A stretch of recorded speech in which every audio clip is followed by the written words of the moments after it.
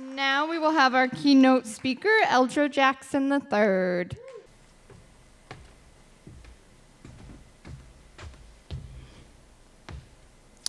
Do I have your permission to speak? All right. I'm going to follow the rest of the crowd.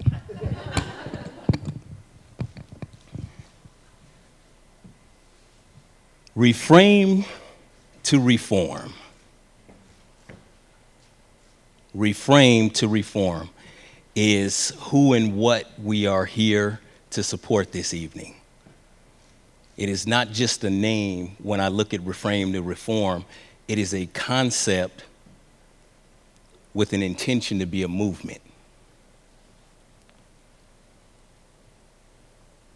We're here tonight as the tip of the spear to change culture. We've heard some speakers this night. My man Robert was just up here talking about the vineyard. My name is Eldra Jackson III, and I've been a participant in the vineyard in some shape, form, or fashion for the last 41 years. I know a lot about grapes. Where's she at? Where's the little one at? Right there. We've got a young one here this evening. This is what Reframe to Reform is about.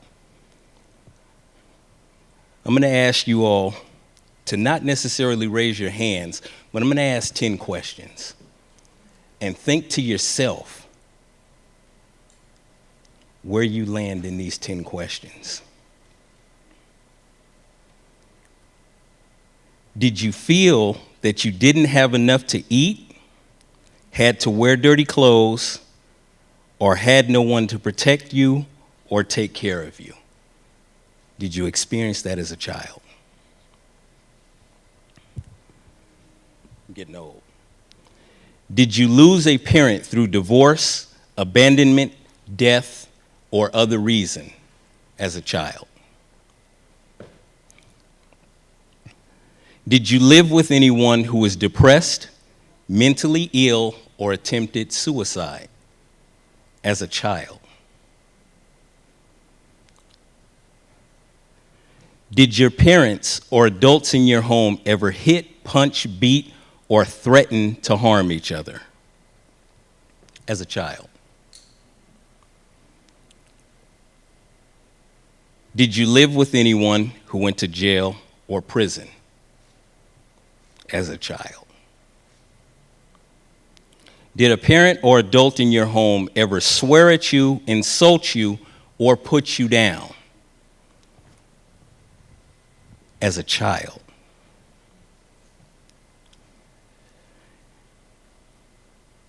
Did a parent or adult in your home ever hit, beat, kick, or physically hurt you in any way as a child? Did you feel that no one in your family loved you or thought you were special as a child? Did you experience unwanted sexual contact, such as fondling or oral, anal, vaginal intercourse, or penetration as a child? We've heard the numbers up here this evening. We've heard statistics. 95% of people in this country who are incarcerated will be returning to the community. 60%, and these are just individuals who are willing to self-report. 60% of individuals who are incarcerated in this country score 3 or higher on that ACEs test. 3 or higher of those factors were present in their childhood. Tonight we're talking, and we've heard a lot about what prison looks like and some of the conditions in prison and trying to make a way for individuals who are coming back out into the community. But when I think about Reframe to Reform, excuse my French, but how in the fuck did they wind up in prison? George was up here and he spoke about making decisions upon getting out. How did he wind up there in the first place? What happened to him as a child? These are the questions that we don't ask. I'm going to tell you a story about a young man In the streets, he goes by the name of Stunner. I'm from California. I've got great experience in the California prison system. As a young person, first time I went to jail, I was 13 years old. The last time I went to jail, I was 19 years old. When they let me out that time, I was 43 years old. I had been sentenced to life, and I did 24 years. I work in prisons in Memphis, Tennessee, in Dallas, Texas, and in Brooklyn, New York. Last summer, we started working in a prison in Zaanstad Correctional Institution in Amsterdam. So I know what I'm talking about. There's a young man named Stunner. He's a known what they call jacker. He's into armed robbery. That's his thing. That's what he gets off on. And his sport of choice is getting high on mollies.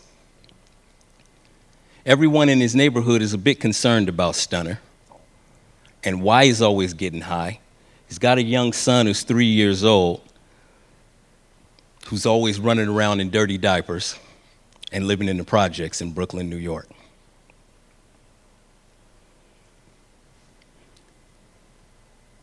The organization that I work with is called Inside Circle, and we do what folks refer to lovingly these days as healing circles. And in these healing circles, what we do is create spaces for individuals to begin to deal with childhood traumas. The things, what they call causative factors that lead to making those poor choices, because it comes from someplace. No one's born that way. No one's born with the potential to wear a t-shirt that says convicted felon. That comes from someplace. So we're sitting in the projects in Brooklyn, New York about 2 years ago, and I've got permission to share this story. And Stunner begins to talk about an incident that happened when he was 5 years old. They were living in New York City. It was him and his two little sisters, their father, and their stepmother. Stepmother had made some macaroni and cheese for dinner that night. Stunner's little sister was sitting at the table, bawling, crying. Dad comes down the stairs and he asks what's going on. Stunner tells Dad, Mom made mac and cheese. Little sister doesn't want mac and cheese for dinner. Dad strangles Mom to death at the dinner table, hangs her body in the closet, goes upstairs and strangles her parents to death. While he's up there doing that, little sister goes over to the closet, opens the door, and the body falls down on her. Dad takes the kids, loads them up in a car, shoots down to North Carolina where he's got more family. There's a nationwide manhunt. When they finally catch up with him, he's got some family that lives next door. He drops the kids off next door. There's a great big raid on the house. They run into this family compound, arrest him, 55-gallon drums all throughout the backyard, various body parts. They're still trying to figure out who all of these pieces of bodies, human remains, belong to. Remember, Stunner's 5 years old.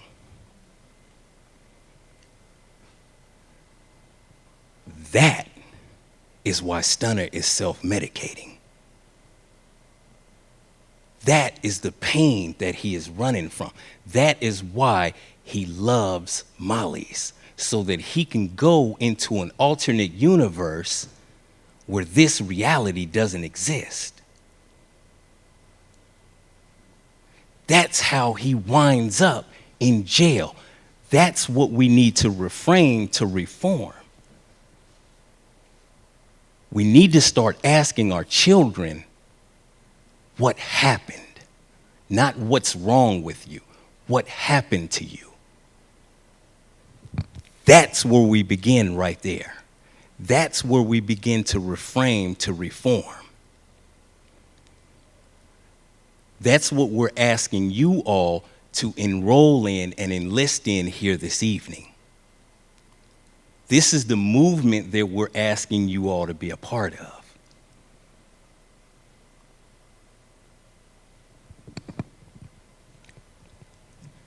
95% of individuals who are incarcerated will be returning to the community. Who do you want living next door to you?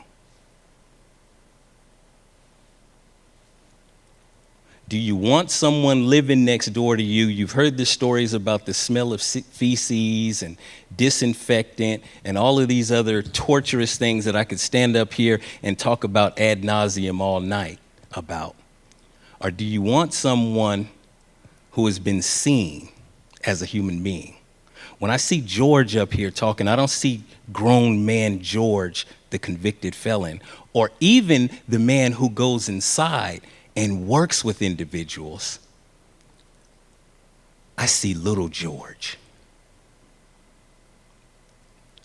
And I wonder, what happened to little George? What set little George on the path that he's even here tonight, a part of this discussion? For me, that's the real question. That's where the answers lie. Those are the things that we are not reframing to reform. When individuals enter the prison system, there's a cookie cutter, one size fits all.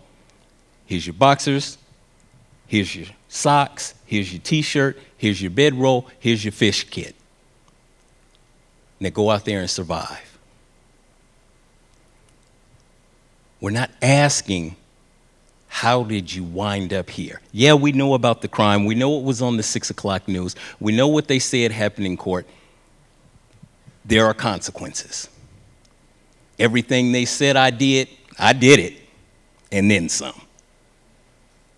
And no one asked what happened. No one asked about that little boy who was, when he was 7 years old, left at home with his babysitters,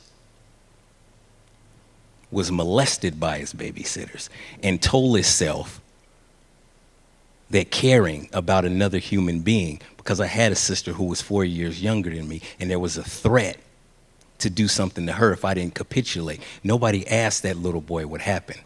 When my parents learned about what I just shared with you, I was 40 years old, sitting in Folsom visiting room, telling them about it. No one asked what happened. They just said, boy, why you do that? What's wrong with you?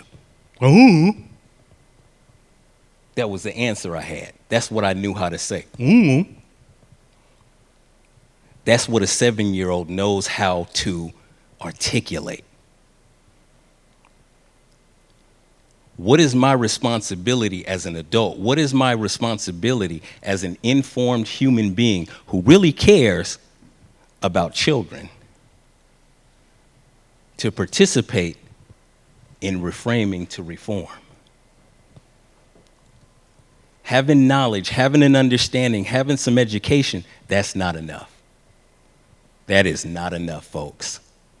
To be able to feel good and say that I went out and I supported and I heard some good talks, I heard some good speeches, and I felt real good at the end of the evening. And then when I get up tomorrow and I go back to doing the exact same thing that I was doing before tonight, you are part of the problem. You may as well be one of those bulls in there with the Mini 14 pointed down at the inmates on the yard. What is my responsibility when I know where the issues begin?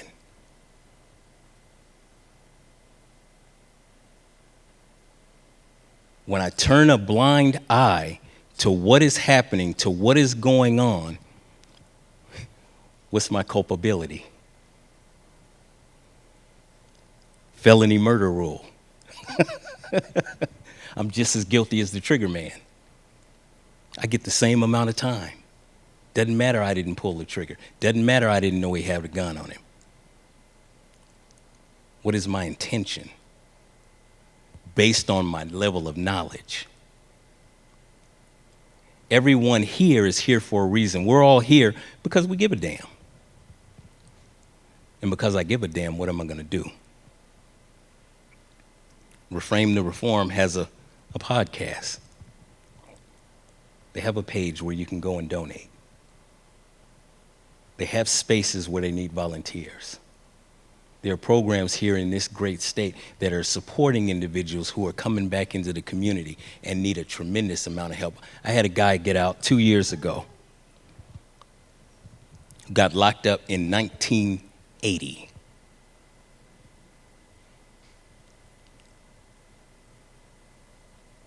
Again, it was spoken about up here, 1980. He did 43 years. Hell, when I went to jail in 1990, cell phones were those big suitcases. This man went to jail 10 years before that.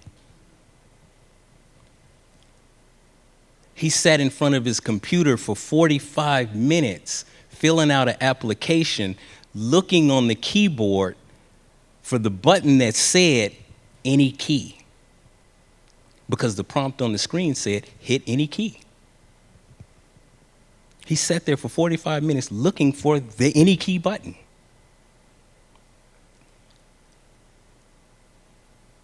The word that was used up here I heard was shame. That is a great piece, unfortunately, that formerly incarcerated individuals deal with.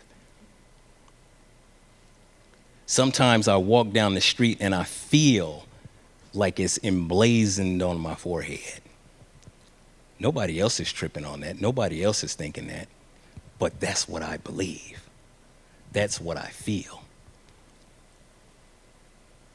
There's a terminology that we use in these circles called self-talk. When I begin to engage in that self-talk about my value as a person, about how I see myself and how I believe others perceive me, I start to act from that place. And in my history, when I act from a place when the self-talk is mainly negative, it's big trouble in Little China.